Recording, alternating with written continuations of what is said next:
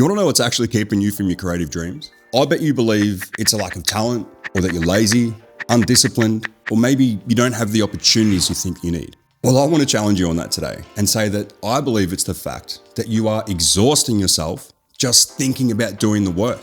And so after coaching people for 20 years, I have seen this hold my clients back over and over and over again. It happens all the time, right? So let's just say you've got this vision, you've got this grand creative goal, right? Could be big or small, but let's think about it. You wake up, and whether you want to admit this to yourself or not, that thing is popping up in your head all throughout the day, right? It's on your mind in bits and pieces, but it's on your mind. It's simply because you haven't started it yet. You haven't given it to yourself.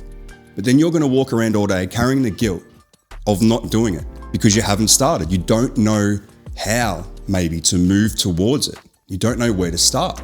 And so what do? We sit down and we watch another YouTube video. We watch people executing and grinding and hustling, and we just sit there listening to our little brains, giving us all the reasons as to why it's not fair and why we can't do it. And then you go to bed, feel like a failure. It's the same shit.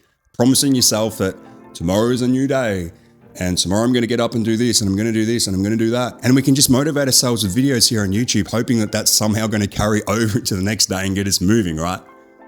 But we wake up with the same intentions and the same mental chatter, and then we achieve the same non-result. If you think about it, you're putting more energy into stressing over the fact that you aren't doing it, that you're not doing it at all, than you would be if you were just to do the freaking damn thing.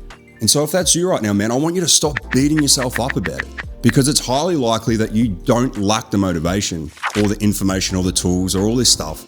You're just trapped in this mental loop. And it's worth acknowledging that we take a lot of what happens inside of this brain of ours, for granted, because what happens in here determines whether you become the actual person that attains these things or not. That's how it works. Okay, your brain just isn't some random object. It knows how much this dream, this thing matters to you, man. So it makes the stakes feel terrifyingly high. It's basically there to protect you. It's to protect you from either fear of failure or fear of doing it badly or fear of not being good enough. And so instead of just starting and moving forward towards it, your brain tells you, go and research some more. Go and buy another course. Go and look at that perfect plan over there so you can execute something better. And because you're just sitting there thinking about it, you've got your ambition in mind and you feel like you're doing research, it kind of gives you this false sense of security that you're moving forward. And look, I've been here myself.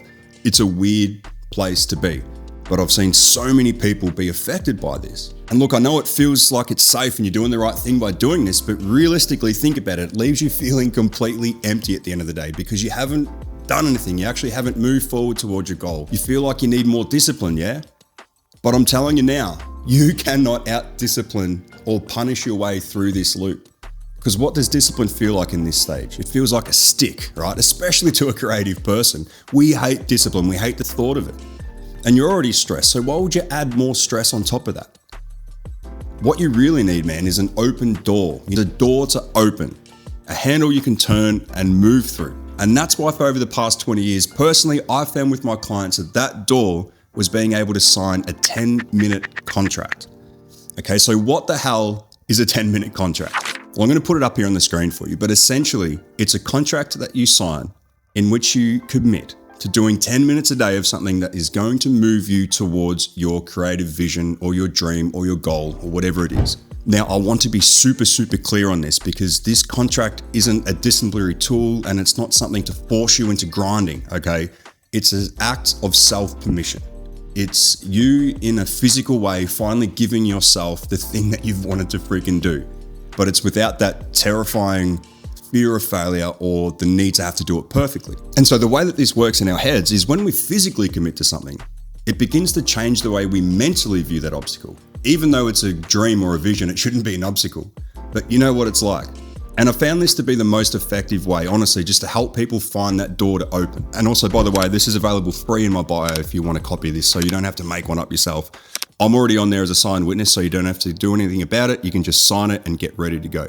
It's an extremely easy process. And so to get started, you state what it is that you're going to be committed to. And so you can see here for me, I lack confidence in my ability to speak on camera. So my agreement stated, I will film myself for 10 minutes every day to feel more confident I can speak effectively on camera. You sign it, you date it, and then you have it sitting up somewhere for at least 21 days. It can be your bedroom, your bathroom, wherever. I don't really care where you put it, as long as it's somewhere that you can visibly see it. Now, you get to choose the time you do this, you choose what you do, how you do, when you do it, but it has to be something that is tangibly moving you. Okay, it's not just sitting here on your phone or on your computer looking for more information or gear reviews or some type of thing that's going to inspire you to move again. Okay, it's got to be tangible. And it's as easy as just setting a timer on your phone for 10 minutes. And you just give yourself absolute permission to do it badly, to be poor at it. Like, let it be messy, let it be wrong, let it be really bad at first. Let it be bad and messy and wrong. In fact, let bad, messy, and wrong be the actual expectation for this. Because that way, even if you're still feeling some pressure about it, you can just say to your overthinking brain, look, we're only going to be doing this for 10 minutes, dude.